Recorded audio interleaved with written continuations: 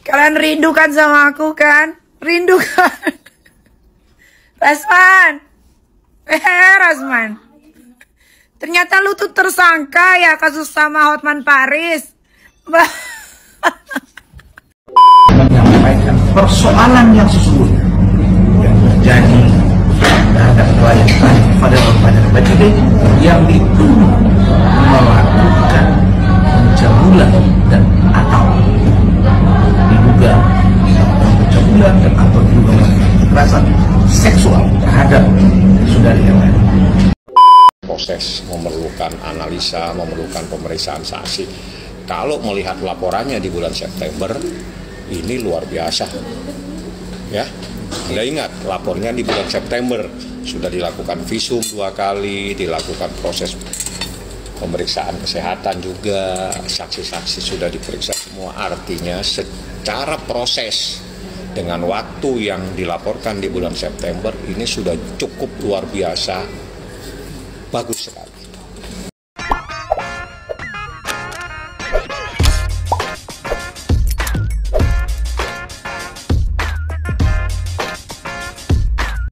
Baik sahabat sekalian, jumpa lagi bersama saya di channel ini, di mana pada kesempatan video kali ini saya akan kembali mereaksi beberapa buah video yang datangnya dari Nikita Mirzani, Rasman Arief Nasution, dan juga Fadel Bajide. Saya yakin sahabat sekalian sudah merindukan sosok Nikita Mirzani dengan filter lemonnya, ya. Kali ini kita akan mereaksi beberapa video, yaitu pernyataan atau statement dari Nikita Mirzani dengan filter lemonnya, yang mengungkapkan terkait dengan kekagetan dirinya bahwa Rasman merupakan tersangka yang dilaporkan oleh Hotman Paris Hutapea. Dan pada kesempatan kali ini, mungkin bagi Nikita Mirzani, itu adalah sesuatu yang surprise buat dia. Karena biar bagaimanapun, kedua orang yang sebentar berseteru ini adalah sama-sama orang yang berada di posisi sebagai musuhnya. Untuk itu, seperti apa statement dari Nikita Mirzani dan juga beberapa informasi terkait dengan kasus Fadel Bajide, mari kita ikuti video-videonya. Kalian rindu kan sama aku kan? Rindu kali. Rindu Rasman. Rasman. Ternyata lu tuh tersangka ya kasus sama Hotman Paris. Baru tahu aneh. Ente tersangka ternyata ente. Ya Allah, ya Karim. Semoga cepat persidangannya ya. Tunggu, ada laporan gue juga tuh di Polda. Masa masuk penjara, terus masuk lagi, banyak banget. Rasman nanti ada lehernya di penjara, Rasman. Kena kurus kering. Gak bisa ketawa nih, pakai masker dari Korea. Bakalan keluar nanti di Indonesia. Gue jual, nggak ada hidrokinon, nggak ada merkuri kayak Mira Hayati ikan buntel. Rasman, Rasman gembel mau lambung, miskin. Kenapa gue bilang miskin? Bener kan dia miskin? Jadi dia ada WhatsApp seseorang, dia ngomong gini, ini daftar calon tetap di DCT. Saya Adinda dari KPU RI nomor urut 10 sesuai nomor partai Hanura yaitu nomor 10 katanya. Di Sumut. Tolong dibantu ya Adinda, ini nomor rekening saya. Nomor rekeningnya BCA 505514551 ... Lu minta dibantu Rasman. Kagak gablok duit lu Rasman. Gak bisa ngomong Rasman. Nikita Mirzani kembali membuat pernyataan mengejutkan jika laporan terhadap Fadel Bajide di Polres Metro Jakarta Selatan akan naik dari penyelidikan menjadi penyidikan. Hal itu diungkap Nikita usai barang bukti berupa hasil visum putrinya, Laura Mezani atau Loli, telah selesai dan sudah diserahkan ke penyidik Polres Metro Jakarta Selatan. Nikita optimis dapat menjebloskan Fadel ke penjara. Bahkan dari Tanah Suci, Nikita mengirimkan pesan kepada Fadel untuk menikmati hari-hari terakhirnya bersama keluarga. Ya kalau itu dari penyidik kemudian dari NM yang jelas adalah orang tuanya. Orang tuanya berhak untuk mengetahui. Akan mengambil sikap dugaan adanya kejahatan terhadap anak di bawah umur. Apa yang kau bayangkan itu, kau merasa kuat, ini hukum tegak lurus. Tahap selanjutnya setelah menerima, kemudian juga sudah berkoordinasi dengan ahli, ya, keterangan ahli adalah visum, ya itu. Ini lagi menyiapkan untuk gelar perkara. Karena dari penyelidikan kemarin sudah mengumpulkan barang bukti, kemudian memeriksa saksi-saksi, ya lanjut sekarang sudah menerima visum tentunya. Jadi persiapan untuk gelar perkara. Gelar perkara itu untuk menentukan apakah ini ada unsur pidana atau tidak. Nah itu yang menjadi titik atau poin sebagai penyidik. Gelar perkara insya Allah dilakukan minggu depan. Saya tidak tahu harinya, tapi karena hasil visum lengkapnya baru dikasih hari Jumat ini, jadi kemungkinan besar gelar perkara dilakukan minggu depan. Kalau gelar perkara, Laura dihadirkan nggak? Enggak. Laura akan dihadirkan ketika masuk ke persidangan. Dan tambahan BAP. Proses memerlukan analisa, memerlukan pemeriksaan saksi. Kalau melihat laporannya di bulan September, ini luar biasa. Ya, Anda ingat lapornya di bulan September sudah dilakukan visum 2 kali, dilakukan proses pemeriksaan kesehatan juga, saksi-saksi sudah diperiksa semua. Artinya secara proses dengan waktu yang dilaporkan di bulan September ini sudah cukup luar biasa, bagus sekali. Jadi melihatnya dari situ, lapornya kapan, kasus ini apa. Nah, kasusnya udah luar biasa sekali, sudah dilakukan pemeriksaan visum, saksi-saksi semua dipanggil. Nanti habis ini maksa ahli, itu udah luar biasa. Berarti proses ini sudah berjalan sesuai dengan hukumnya. Kita harus hormati dan kita ucapkan banyak terima kasih. Jadi jangan seperti kita itu instan, jadi nggak ada. Jadi proses harus berjalan, nggak boleh kita menegakkan hukum dengan melanggar hukum. Itu keliru. Oke. Terima kasih banyak Bang Mami.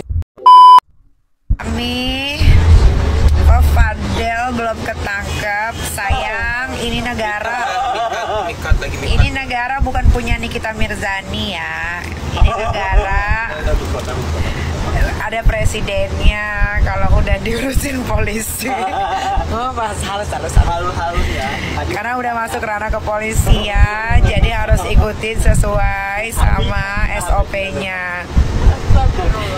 Ngerti ya? Kalau sampai mereka hari ini mengumumkan naik sidik, ini pasti akan kita lakukan perlawanan. Perlawanan dalam artian untuk mempertanyakan proses penyelidikan yang dilakukan oleh penyidik. Saya mau kasih gambaran singkat ya, bahwa yang diperiksa itu kemarin itu hanya secara universal. Tahun berapa mulai pacaran, kemudian ditujukan ada kakak, KTP, nggak ada yang serius. Nah sekarang pada kesempatan ini saya ingin katakan, sudahlah NR, sudahlah lawyernya, kalian nggak usah sok mengetahui proses hukum, karena lawyer termasuk pelapor tidak akan tahu perkembangan sampai pada tahap oh kami akan gini nanti ini. Nggak bisa begitu. Anda sajikan barang bukti yang Anda punya sesuai dengan KUHP, kami sajikan barang bukti yang kami punya sesuai dengan KUHP. Kita adu, jangan Anda cocok di luar seolah-olah Anda itu bisa mempengaruhi dan Anda orang paling strong. Nggak bisa bos. Nah sekarang lu baru lagi kan hari ini nggak ada apa-apa, kan memang nggak ada apa-apa. Ada Rabu, saya dan tim akan mendatangi beberapa instansi terkait. Wow. Di mana, jam berapa nanti saya kabari kalian lewat Instagram saya.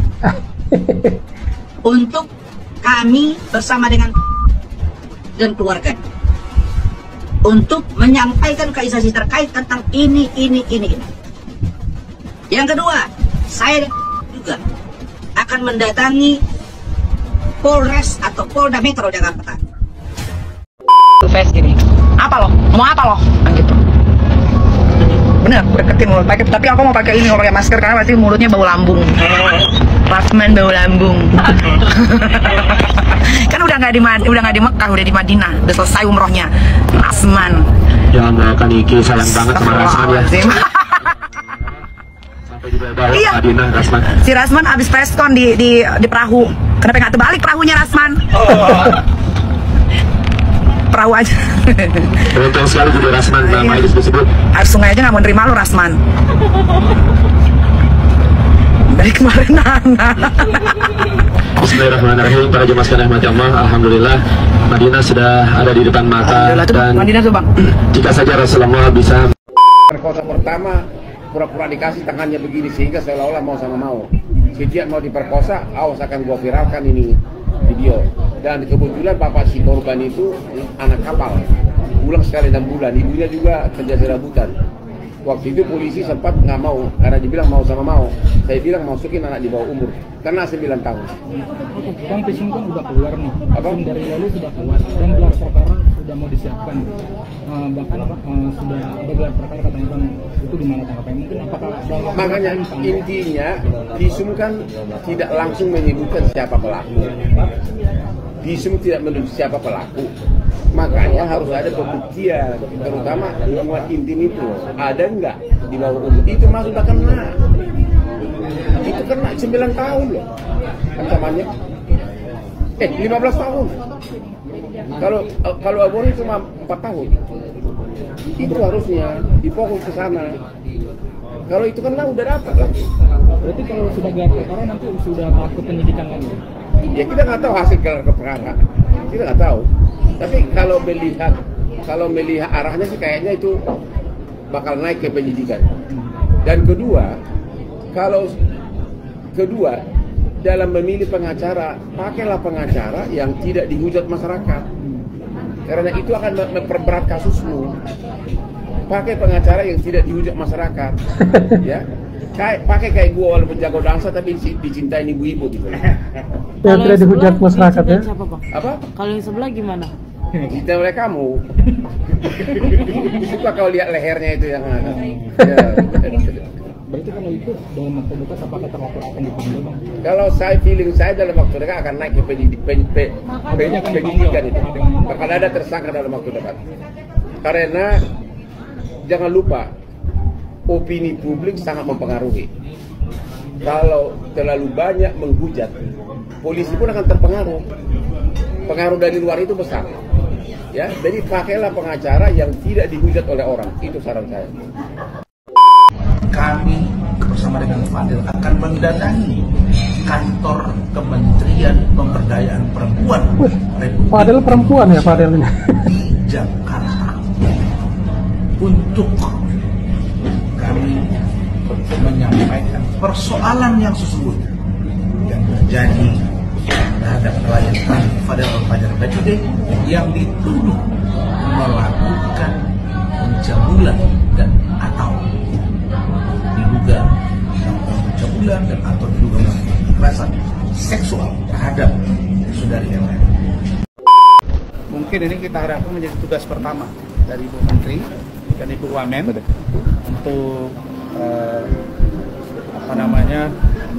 untuk menangani kasus ini.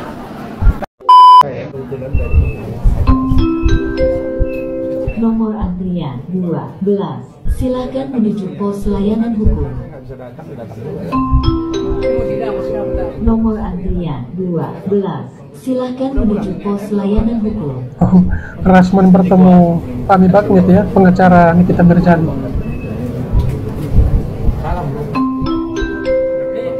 Nomor antrian B6 dengan nomor perkara 3.220. Nah, katanya Rasman hebat. Silakan masuk ke ruang sidang 2. Ngomong berkuar-kuar ketika ketemu Fahmi, diam-diam saja. Nomor antrian B7 dengan. Dan kalian orang Indonesia, lalu kau tidak apa? usah lagi percaya dengan Hotman itu. Tapi kalau saya digandeng dengan Hotman, dia bilang dia lebih ganteng. Ayo, sumpah. Apa komentar Uya-Kuya nih?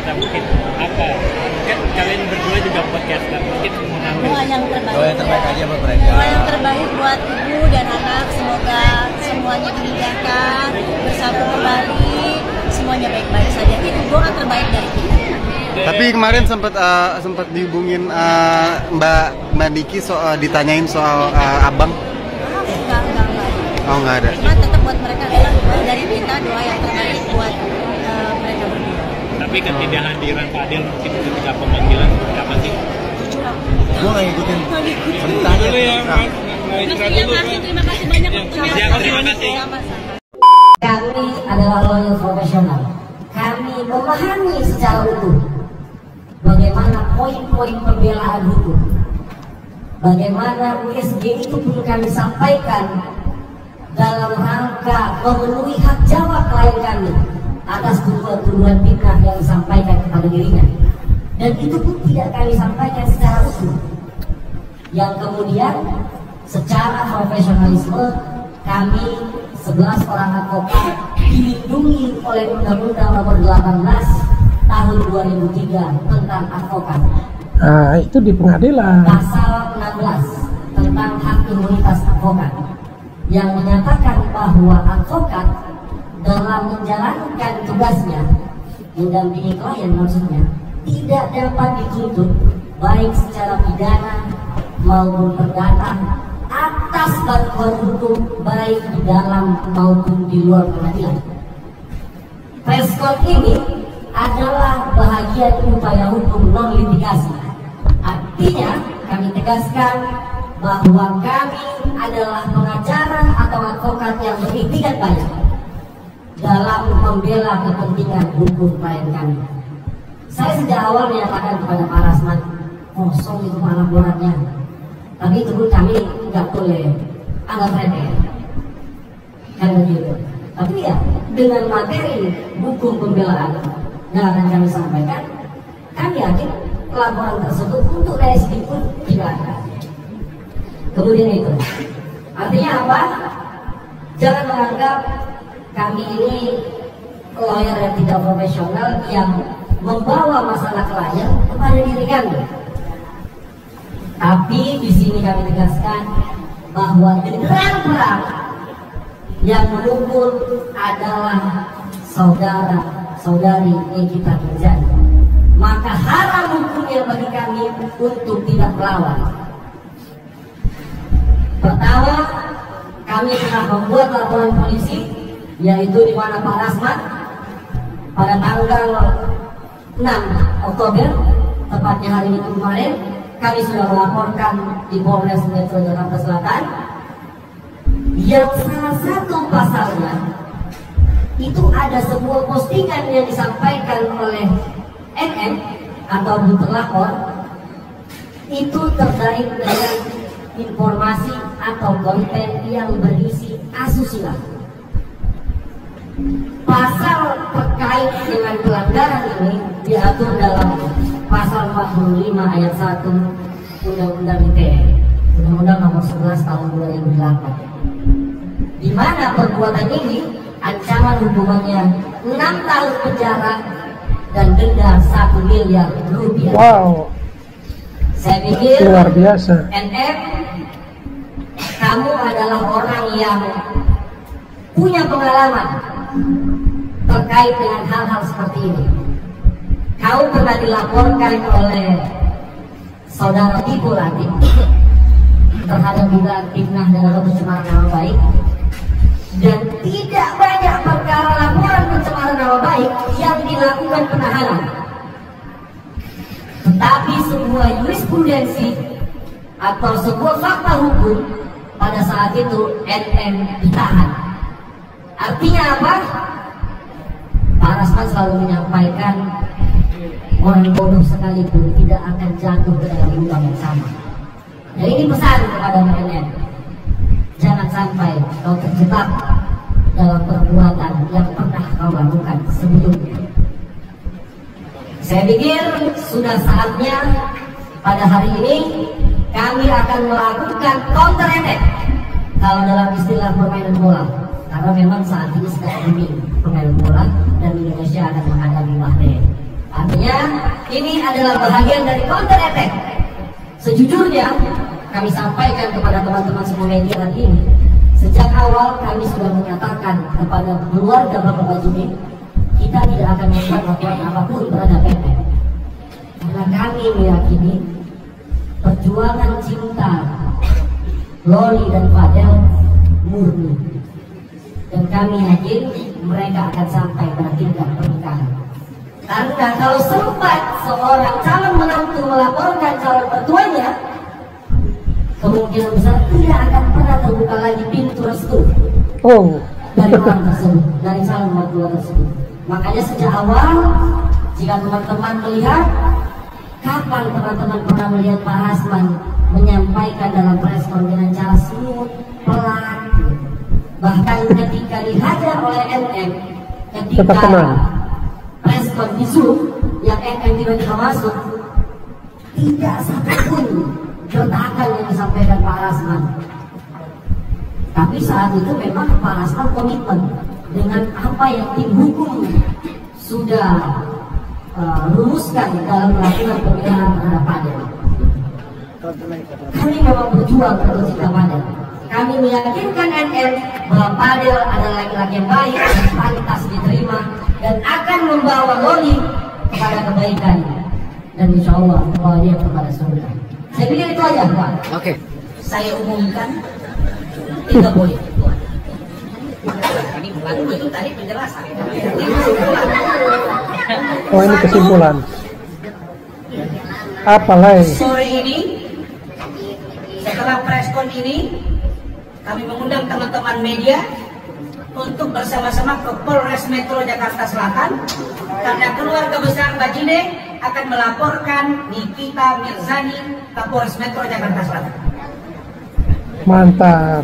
Yang kedua, minggu depan kami infokan kepada media, nanti kita ketemu di salah satu Polres atau Polda, karena 11 pengacara atau 10 pengacara akan melaporkan saudari NM ke pihak berwajib dugaan fitnah dan pencemaran nama baik. Kemudian minggu depan juga, mungkin dalam 1 hari, kami tim hukum dan keluarga Bajide bersama Fadel akan datang ke KPAI, Komisi Perlindungan Anak Indonesia, dan Lembaga Perlindungan Anak Indonesia, terutama Kak Seto Mulyadi yang sudah pernah bertemu dengan Loli secara langsung dan Fadel. Bahkan psikolog kami akan datang, kami akan sampaikan agar KPAI bertindak dan Kementerian PPA bertindak berdasarkan data dan fakta yang kami terima. Kami tidak mungkin bisa membiarkan, gitu ya, ada sesuatu yang tidak baik terjadi kepada anak di bawah umur atas nama ibu dan anak di bawah umur, membiarkan tindakan yang sangat mengkhawatirkan seperti yang kita tahu. Karena itu sebagai warga negara, kami sudah diskusi, maka warga negara kalau dia menyaksikan ada satu dugaan kejahatan, dia tidak boleh membiarkan. Maka kami akan mendatangi lembaga terkait dan akan membuat pengaduan ke Bareskrim Mabes Polri dugaan penelantaran anak yang diduga dilakukan saudari NN. 4 poin ini cukup untuk membuat kau belajar dan koreksi ini. Demikian dari kami. Silakan pertanyaan. Fadel Bajide merayakan hari jadiannya dengan Loli, meskipun mereka tidak sedang bersama di tengah perseteruan dengan Nikita Mirzani. TikToker tersebut mengunggah kenangan momen perayaan ulang tahun Loli melalui Instagram Story dengan caption singkat, "Happy Mensiversary sayangku." Dalam unggahan tersebut, terlihat Fadel memberi kejutan berupa kue ulang tahun, serta hadiah spesial, yaitu sebuah cincin yang cantik untuk Loli. Loli terlihat sangat bahagia menerima hadiah dari Fadel Bajide. Putri sulung Nikita Mirzani tersebut langsung membuka kotak cincin yang dihiasi pita cantik, tak sabar melihat apa yang ada di dalamnya. Ketika Loli melihat cincin indah di dalam kotak, ia semakin dibuat meleleh oleh aksi manis sang pacar hingga kue ulang tahun di pangkuannya hampir jatuh. Loli pun langsung menyematkan cincin tersebut di jari manisnya. Ukuran cincin dari Fadel tersebut sangat pas, menambah keindahan momen. Kalau kita flashback sejarah 2014, saya salah satu tim dari pasangan Bapak Prabowo Subianto bersama dengan Bapak Hatta Rajasa. Saksinya banyak dan bisa dilihat jejak digitalnya. Nah, saya sebetulnya pingin kali ada kasus yang ditangani oleh Hotman, ada saya. Kemudian ini kasusnya perdata. Kalau pidana kan nggak ketemu kita. Nanti jaksa yang berhadapan dengan dia. Di kasus perdata nih, seru ini. Ada Hotman, ada saya. Wah, saya ingin kalian lihat seluruh Indonesia dan dunia. Siapa yang lebih pantas meraih predikat sebagai lawyer terbaik. Makanya saya sahabat baik dengan Hotman Paris KPK. Ya, ahli membantu perusahaan-perusahaan, ya kan? Dan kita sahabat sudah lama, beliau juga kebetulan saya kliennya lama, beliau pengacara yang luar biasa, yang hebat, ya. Saya ingin kalian lihat seluruh Indonesia dan dunia. Siapa yang lebih pantas meraih predikat sebagai lawyer terbaik. Assalamualaikum warahmatullahi wabarakatuh. Abdan wa syukurillah salatan wassalaman ala rasulillah. Selamat siang dari Bandara Nabi Batam, Kepulauan. Hari ini Selasa 22 Oktober 2024, saya kembali mengatakan bahwa setelah selesai tugas lalu di Medan dan di Batam, maka saya hari ini diinstruksikan ke Jakarta. Dan pada kesempatan setelah beberapa banyak media yang bertanya sejak tadi malam untuk kegiatan doktoran dan ibu selaku kuasa hukum dari saudara Fadel Al-Fajar Bajide dan juga sebagai kuasa hukum dari Bapak Umar, saya informasikan kepada teman-teman media, wartawan, media cetak dan elektronik nasional dan daerah bahwa besok hari Rabu tanggal 23 Oktober 2024 saya Razman Ali, spesialis kedokteran didampingi oleh tim hukum saudara dari saudara Fadel Al-Fajar Bajide, saudara Rahmat Riyadi SM, saudara Wati Sembiring Pesat, saudara Dr. Abdul Hadi SM, saudara Bangkit Pardede SM, saudara Ando SM, saudara Ricky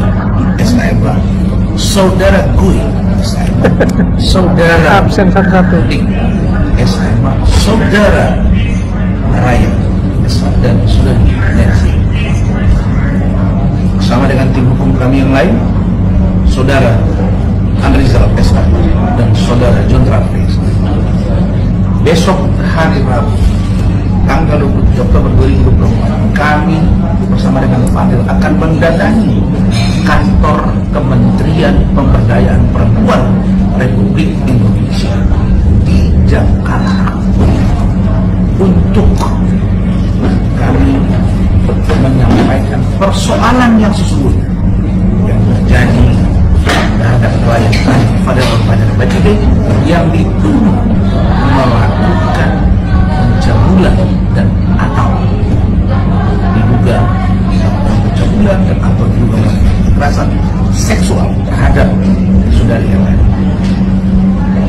Kami juga akan menjelaskan secara runut, saudara Bangkit akan menjelaskan secara runut bagaimana LM itu sebelumnya telah bercerita kepada saudara Bangkit tim hukum sebelum saya yang sedang bergabung dengan saya bahwa saudari LM akan melaporkan ibu kandungnya saudari LM, yaitu dugaan penjelasan. Kami juga akan menyampaikan surat yang kami terima dari United Kingdom, dari IJM dan saudari LM terkait dengan seperti apa saudari LM selama di UK, tinggal di rumah mereka, keluar dari sekolah sampai balik ke Indonesia. Kemudian kami juga akan menyerahkan foto-foto, video-video tentang LM dan lain-lain. Dan poin-poin kami ini agar Kementerian dapat mengakomodir dan turun tangan, karena ini adalah lembaga resmi negara. Ibu Menteri Pemberdayaan Perempuan yang baru, Ibu Wamen juga, Ibu Veronica dan Edson.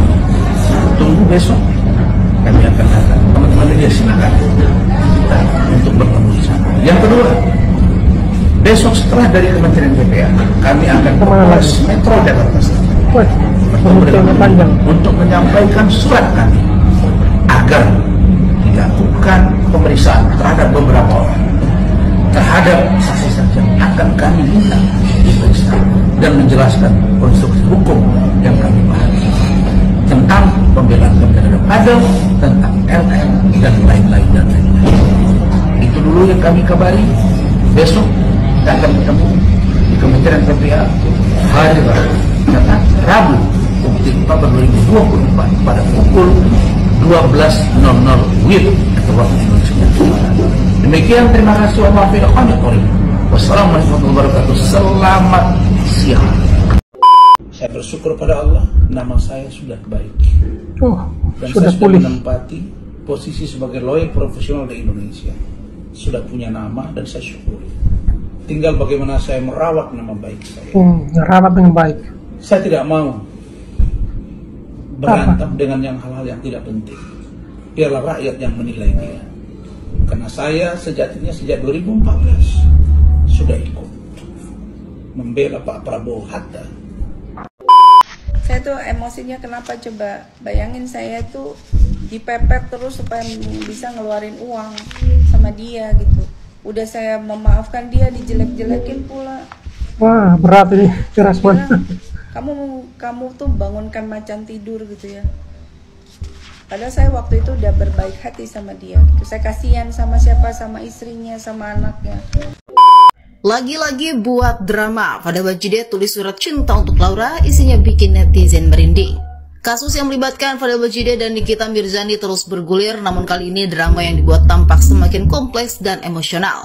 Seperti diketahui di tengah sorotan publik terhadap dugaan perbuatan tidak pantas di bawah umur dan upaya menggugurkan kandungan yang dilaporkan oleh Nikita Mirzani, Fadel Bajideh sang terlapor kembali menarik perhatian. Yang menulis surat terbuka di Instagram Stories yang isinya bukan tentang pembelaan atas kasus yang menimpanya, melainkan ungkapan cinta penuh emosi untuk Laura Mirzani atau Loli putri Nikita. Pada surat itu, Fadel tidak menyerah, bahkan meski statusnya sebagai saksi terlapor membawanya dalam pusaran hukum yang cukup berat. Surat itu yang ditulis bertepatan dengan perayaan Mensiversary, sebuah istilah untuk perayaan bulanan dalam hubungan menunjukkan tekadnya untuk tetap bertahan dalam hubungan yang diwarnai oleh kontroversi dan tuduhan. Fadel Bajideh membuka suratnya dengan nada penuh perasaan, mengakui kekurangannya sebagai manusia biasa. Meski dirinya tengah berada di dalam sorotan negatif, dia tetap menunjukkan cinta dan komitmennya untuk Loli. Untukmu cinta, aku bukan orang yang sempurna, aku bukan orang hebat, aku bukan orang punya kekuasaan, dan aku hanya manusia biasa yang diberikan cinta dari Allah untukmu, tulis Fadel. Tidak hanya dengan kata-kata, Fadel juga menyertakan potret kebersamaan dirinya dengan Loli dalam berbagai momen manis yang menunjukkan kedekatan mereka. Potret tersebut seakan menjadi pengingat akan hubungan yang pernah ada sebelum badai masalah ini muncul. Aku akan perjuangkan cinta ini dan jika kau menungguku untuk menyerah, kau akan menungguku selamanya, tulisnya. Fadel tampaknya berusaha meyakinkan Loli bahwa cintanya tak akan luntur meski jarak dan masalah menghalangi. Baik sahabat sekalian, itulah beberapa buah video yang coba saya reaksi pada kesempatan kali ini terkait dengan kasus yang dihadapi Nikita Mirzani ataupun yang kita kenal dengan kasus antara Loli Mirzani dan juga Fadel Bajideh. Dan terlepas dari itu ada dua tokoh lawyer yang cukup terkenal dan ya sering bersinggung satu dengan yang lain, yaitu Hotman Paris Hutapea dan juga Rasman Arif Nasution.